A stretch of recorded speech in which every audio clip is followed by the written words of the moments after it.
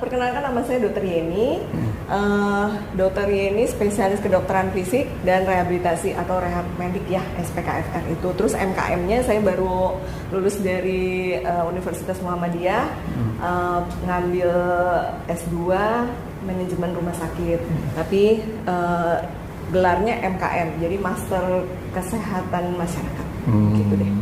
Ya. AIFOKA itu ahli ilmu faal olahraga, belakangnya klinis gitu. Sama dengan Bapak ini gitu. Kalau saya pakai yang fit, kalau beliau yang K karena dokter ya. Aku K. Jadi bedanya cuma itu aja. Oke. Saya dapat tugas dari Pak Wahyu untuk iya kan? Iya. Pak Wahyu tentang patologi vertebra, Dok. Oke, terus habis itu tapi saya bingung waktu kemarin katanya mau tentang LBP. Jadi ntar saya di belakang ada slide tentang LBP juga. Oke, ya, baik. Pak Wahyu. Jadi izin. Jadi patologi vertebra mungkin di buku yang kemarin Pak Wahyu share itu sudah ada. Umur saya udah lumayan. Jadi nanti bulan depan saya 49 tahun. Terus rumah muda, di BCC di Bogor. Hah? Jelita, yes betul. Ini alamat praktek saya saat ini di Rumah Sakit Mulia. Tadi barusan saya dari sana langsung ke sini. Terus Bina Husada di Cibinong itu satu grup mitra keluarga. Satu lagi di Anissa. Dulu pernah saya di Manado, di Belitung. Terus pernah saya di Cilengsi deket sini, tapi cuma 6 atau 7 bulan. Terus di Vania juga. Nah, ini pendidikan saya SMA 1 di Bogor, fakultasnya di Tarumanegara. Dulu saya pernah PTT di Banten 3 tahun. Kemudian abis itu saya ambil program PPDS-nya di Manado. Ya. Oke, apa itu patologi vertebra? Tubuh kita terdiri dari cervical, jadi tulang belakang atau vertebra itu ada cervical, torakal, kemudian lumbal. Kemudian sebetulnya di sini ada sakrum, satu lagi yang paling kecil koksigis. Koksigis itu tulang ekor. Nah, kita lihat di sebelah ya. Nah ini, kalau ini tulang belakang dari atas dari cervical yang tadi. Cervical kita itu ada 7, ya. Terus torakal itu ada 12 ruas. Kemudian dilanjutkan dengan lumbal. Lumbal itu ada 5. Jadi ada 1, 2, 3, 4, 5. Sakrum itu ada 5 juga, koksigis ada 3, sama seperti yang ada di Om satu ini nih. Nah, nih si Om ya. Si Om kan kelihatan ya. Ini cervical kita nih Pak. Ya toh? Boleh di itu ya, saya bantuin ya. Ini cervical kita, ya toh? Iya. Kemudian ini torakal. Yang ini torakalnya sampai 10 pas di sini. Nah, dari sini nanti baru ke sini, ini lumbal. Dari sini ke sini tuh lumbal. Yang ini sakrum. Koksigis yang di ujung.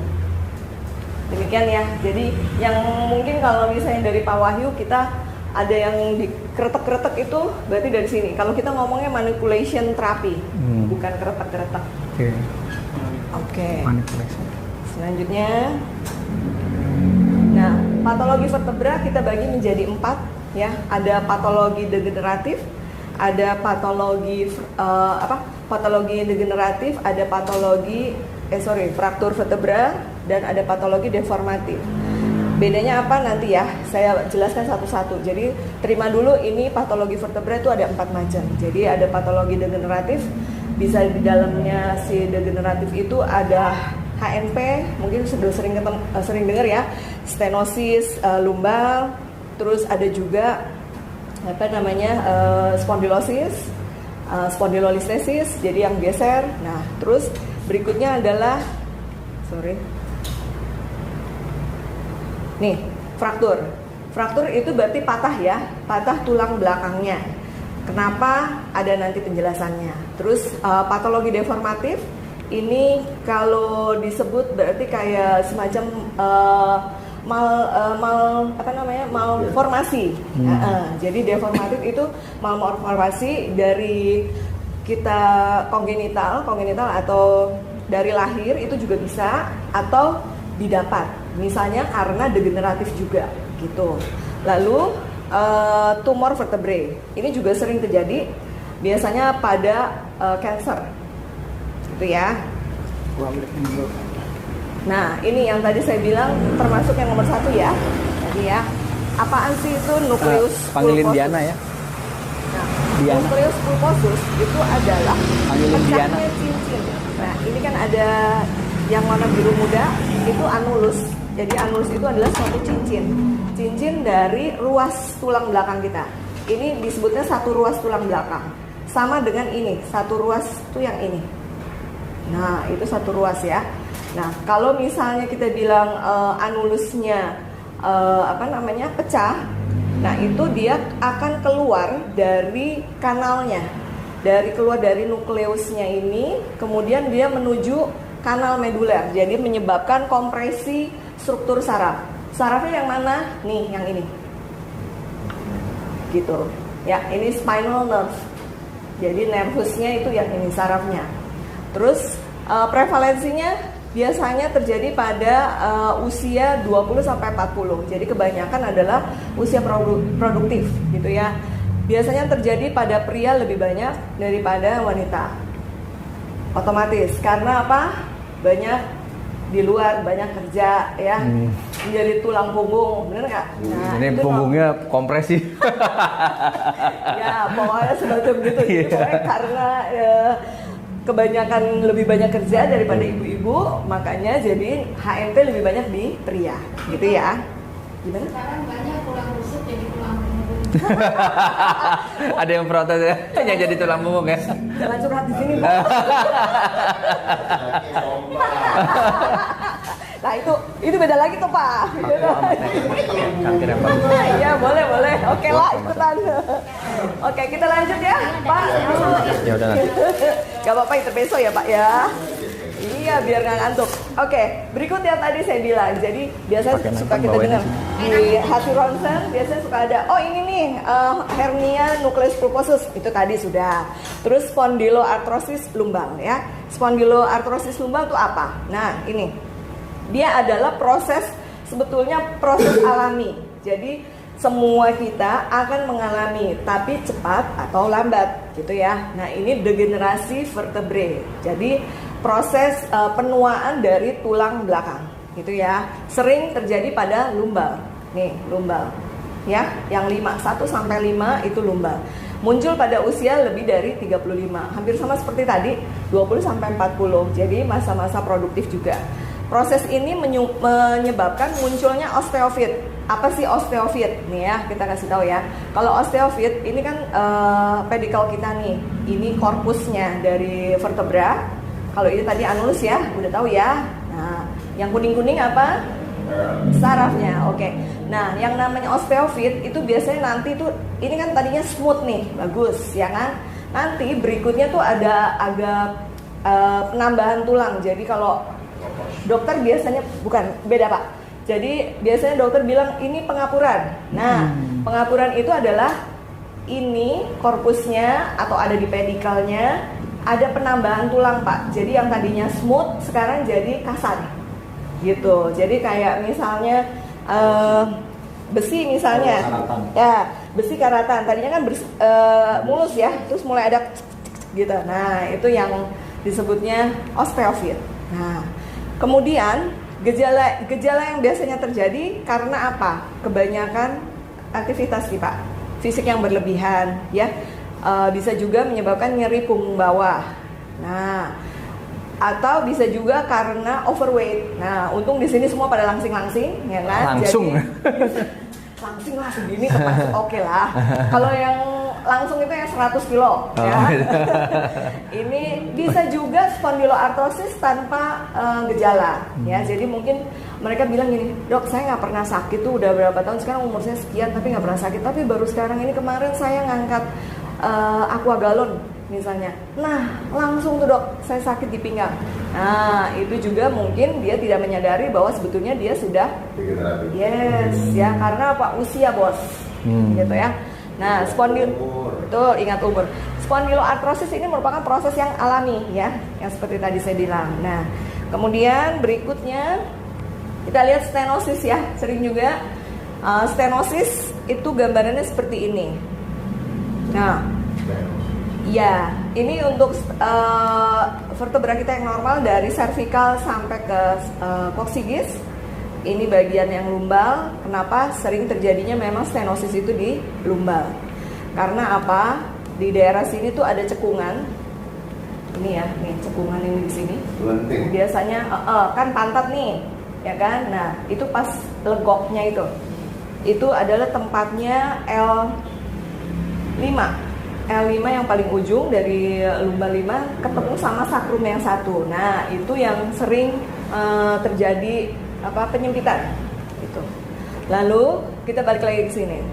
Terjadi karena degenerasi vertebra dan cakram intervertebralis, jadi membuat penyempitan saluran belakang dan menekan saraf ya. Sama seperti tadi, sebetulnya kalau normal tuh gini Pak, nih ya Bu, jadi normal spinal kanalnya, jadi salurannya, jadi saluran dari nervusnya itu di sini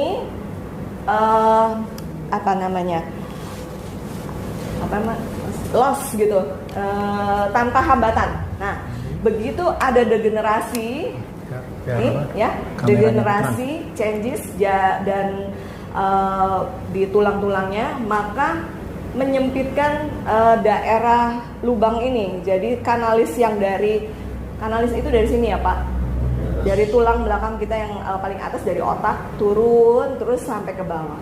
Nah, yang ini sudah tersumbat, makanya terjadi stenosis. Stenosis itu adalah compression.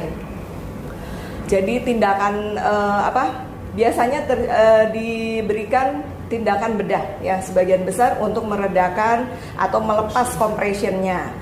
Apa yang dilakukan biasanya tuh mereka pasang kayak semacam bukan pen gitu. Jadi tulang di sini jadi 1, 2, terus nanti diginiin gitu, dirantai. Yes, gejalanya seperti ini, ada nyeri tungkai bawah ya, yang hilang dengan kalau kita berjalan. Tapi kalau ini dengan duduk, dia banyak rasanya kalau dia berjalan. Tetapi kalau dia duduk atau nekuk punggungnya itu lebih ringan gitu ya. Nah, spondylolistesis. Spondylolistesis itu yang tadi, yang geser tulangnya. Kita lihat ya. Geser tuh gini. Kita lihat yang ini. Di sini ada lumbal 4. Ini dari atas sampai ke bawah, ini torakal. Terus lumbal 1, lumbal 2, 3, 4. Nah, lumbal 4 sama lumbal 5 kan beda nih. Ada space-nya. Nah, ini geser jadinya. Lumbal 4 ini geser ke anterior, jadi ke depan. Jadi dia geser ke depan anterior sebesar kurang dari 25%. Jadi grade 1 masuknya. Bisa juga misalnya kalau ini mundurnya lebih banyak, misalnya sampai setengah. Jadi kalau ini 1, ini sampai di sini sampai setengah ya, gitu. Nah, itu berarti grade-nya grade 2 gitu. Nah, kenapa biasanya terjadi? Karena degenerasi juga. Minumnya Dok. Dan juga kalau pada orang muda, kalau orang sudah lanjut itu karena proses degenerasi. Tapi kalau orang muda itu biasanya karena patah. Nah, patah biasanya jatuh atau injury yang lain, keras atau apa ya. Nah, tipe degeneratif ini lebih sering terjadi pada wanita. Nah, nih lebih sering degeneratif ya. Jadi karena proses penuaan dari tulang belakang terjadi biasanya pada wanita lebih banyak, sedangkan yang spondylolisis jadi pada pria ya. Terus biasanya karena degeneratif spondylolisis ini terjadi pada dekade ke-5 sampai 8, berarti umur 50 ke atas ya, sampai 80 tahun. Demikian ya. Kita lihat berikutnya adalah fraktur vertebrae. Biasanya karena benturan keras. Nah, kita lihat ya. Ini jadi sebetulnya harusnya kan sebesar ini nih korpusnya, tapi jadi gepeng. Jadi kayak kampak ya. Nah, biasanya suka diberikan terapi atau suka juga diberikan tindakan ini nih, vertebroplasty. Kalau dari rehab kan korset, analgetik, obatnya. Nah, kalau untuk terapi operatif itu stabilization atau vertebroplasty ya. Nah, ini yang aku cerita yang vertebroplasty ya.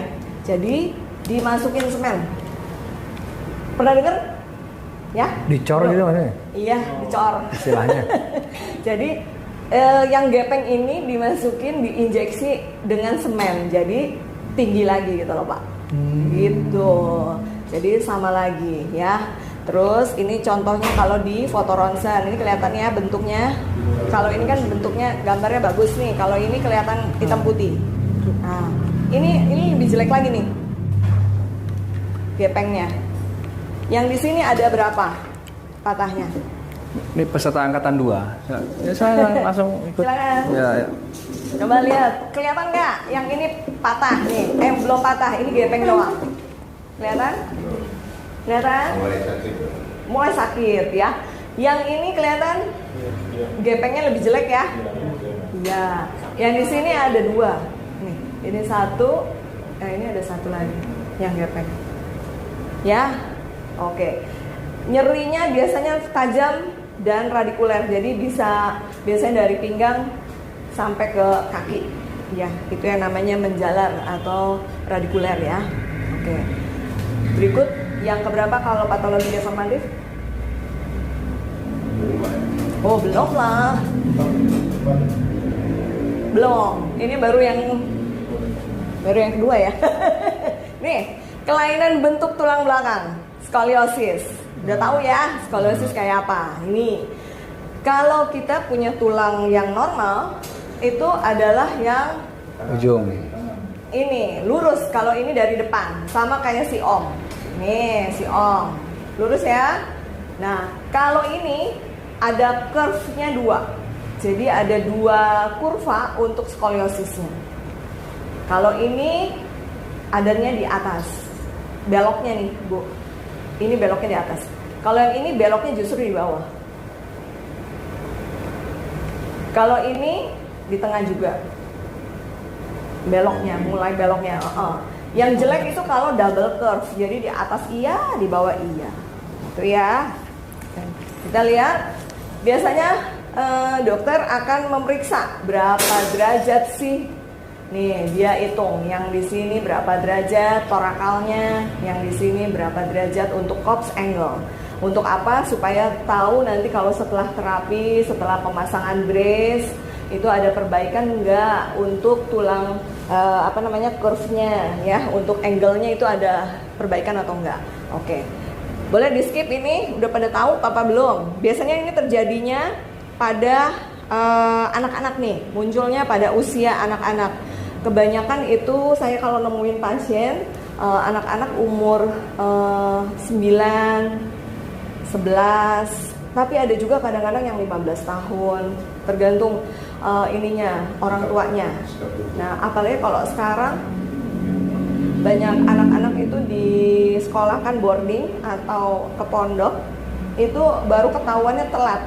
Karena apa? Tidak ketemu sama orang tuanya, ya kan? Jadi paling pulang seminggu sekali atau sebulan sekali dan kurang ketemu, jadi nggak kelihatan. Nah, pas udah agak lama kemarin WFH baru kelihatan. Oh, ternyata anaknya punggungnya skoliosis. Suka miring Kita mau lama lihat, gitu ya dok.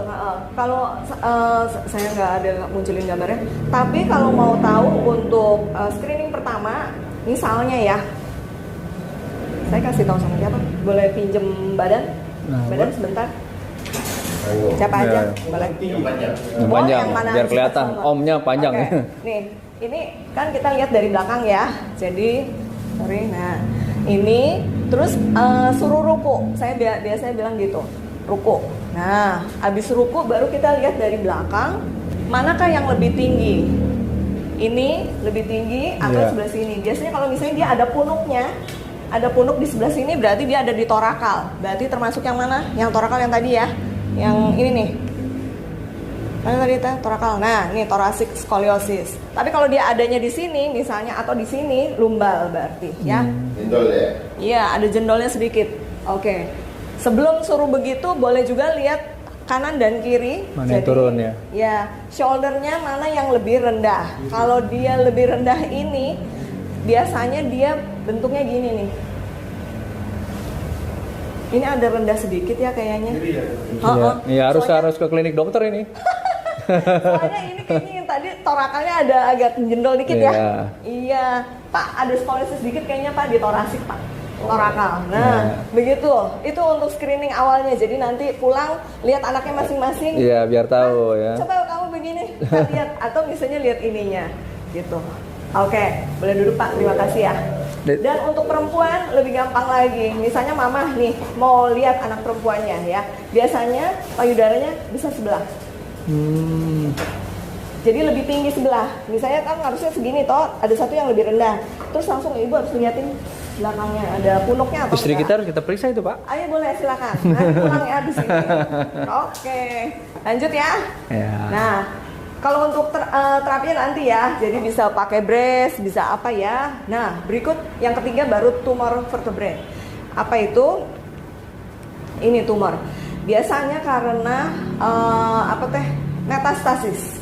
Jadi kalau misalnya ada lesi atau kanker di tempat lain, nanti ada metastasis itu menjalar ya, udah sampai kemana? Bisa ke saluran limfe, kelenjar limfenya, bisa ke tulang, bisa juga ke paru, bisa ke lain-lain organ. Nah, kebanyakan pada ke ini tulang. Biasanya yang kebanyakan adalah payudara. Paling sering kanker payudara itu metastasisnya ke tulang. Diikuti dengan kanker paru, kanker ginjal, prostat, baru yang terakhir tiroid.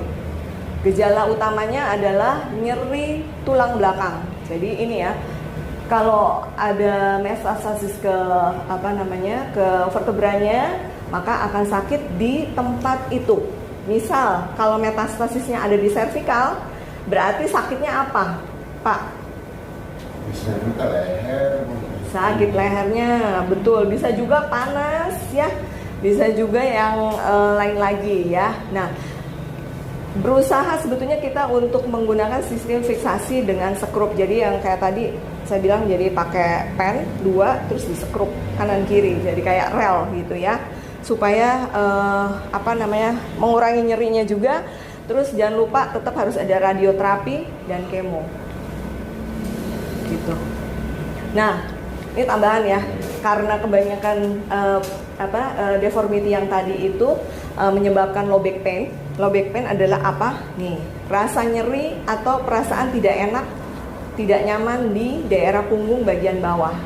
Low back pain berarti daerah punggung. Kalau misalnya upper back pain berarti yang di atas ya Pak. Nah, gitu ya. Stadiumnya dari LBP itu ada 3. Kalau baru mulai ya, baru kira-kira 1-2 minggu itu berarti masuknya akut ya. Jadi kurang dari 6 minggu itu masih kita sebut akut. Tapi begitu dia masuk lebih dari 6 minggu, jadi masuk ke 6-12 minggu berarti sudah subakut. Hati-hati jangan sampai masuk ke kronik. Karena apa? Kalau masuk di kronik berarti penyembuhannya juga lebih lama. Kalau misalnya LBP itu biasa kalau untuk yang masih akut itu 1 bulan juga sembuh kalau dengan terapi biasa ya. Aku lupa mau ngomong apa ya, tunggu ya. Kronik udah ya. Oh iya, kalau untuk akut ini sebetulnya tanpa terapi pun sebetulnya bisa. Misalnya dengan exercise, berenang itu bisa. Tapi kalau misalnya udah agak susah, boleh nanti pergi ke Bonte. Ya Pak? Sip. Masuk Pak Eko. Masuk. Iya, masuk boleh ya toh. Tapi lihat lagi ya, kalau misalnya ada deformity-nya atau ada spondylolistesis, saya tidak menyarankan kayak tadi ya. Jadi kalau ada yang fraktur, ada spondylolistesis, saya nggak menyarankan untuk Bonte Pak, ya. Karena bisa geser nanti malah mencederai ini kan tadi kan tadi kan kita punya kanalis itu di sini tuh dari atas sampai bawah. Kalau misalnya satu kita geser terus tanpa kita tahu.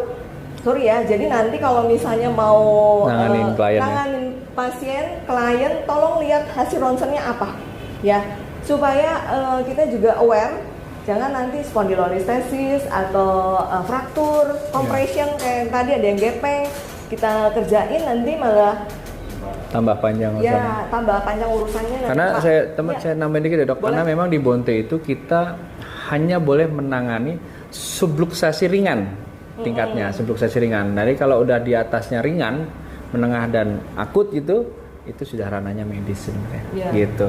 Ya. Terima kasih Pak. Nah seperti itu. Jadi kalau ini derajatnya, derajat itu minimal. Kalau yang minimal sebetulnya bisa tanpa terapi ya, karena masih ringan-ringan, jadi tidak mengganggu aktivitas. Kalau yang ringan nyerinya sudah mulai menetap, ya. Nah, terus yang sedang ini menghambat kegiatan kita yang biasanya normal sekarang sakit. Kemudian yang berat itu nyeri yang sangat berat, gitu. Yang harus dilakukan, 1, selalu proteksi punggung bawah. Harus diingat punggung bawah kita harus dalam keadaan lurus. Jadi yang normally itu harusnya gini, healthy. Kalau ini kiposis itu bungkuk, ya. Terus kalau lordosis berarti gini nih, Belakang. iya, apa tuh namanya? Lenting. Kayak melenting banget. Nah itu, ini nih biasanya yang sebetulnya lordosis itu normal untuk di daerah sini, tapi kalau berlebihan jadinya namanya lordosis. Kalau ini kiposis, di sini memang sebetulnya harusnya kiposis, tapi tidak boleh berlebihan kayak gini. Nah kalau ini yang skoliosis tadi ya Pak, itu ya. Pertama jadi tetap proteksi tulang belakang kita. Nah, berikut adalah jangan berada pada posisi yang sama dalam jangka waktu yang lama.